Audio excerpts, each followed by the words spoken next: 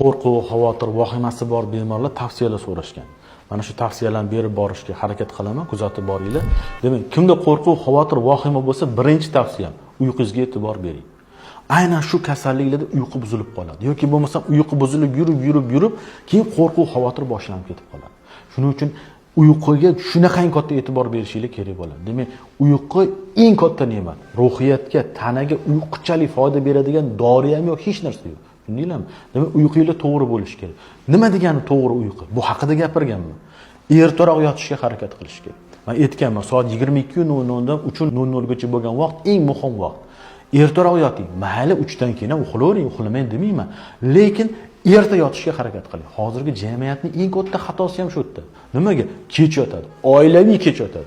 Ana 4-5 yosh bolasi ham 12-1 gacha yuradi. Bilinglar, shunaqa oilalarda ruhiy salomatlik darajasi past bo'ladi. Demak, eng birinchi narsa uyquga e'tibor berish kerak. Yaqinda bitta reels ko'rdim. Nimamiş? Yotadigan vaqt farqi yo'q. Masalan, kechqurun 2 da yotib 10 gacha uxlasa ham oladi o'sha imkoniyatni. Bo'lmagan gap. Kech yotdingizmi, bo'ldi, uyqungiz sifati yo'q. Shuni bilib oling. Bu qoida. Bu fan tomonidan o'sha isbotlab bo'lindi bu narsa.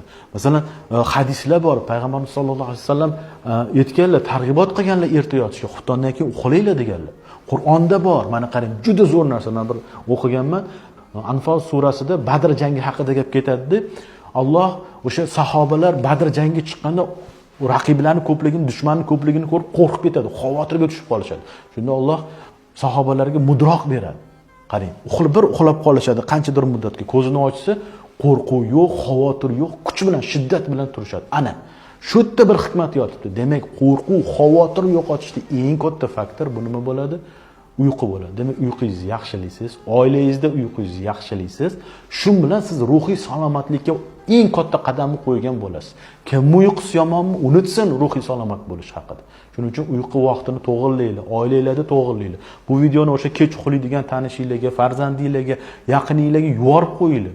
Manfaatli bo'lsin. Shuning uchun mana shu uyqu gigiyenasiga rioya qilasizlar, ruhiy salomatlik, qo'rquv, xavotirlardan qutulishning eng birinchi belgisi hisoblanadi.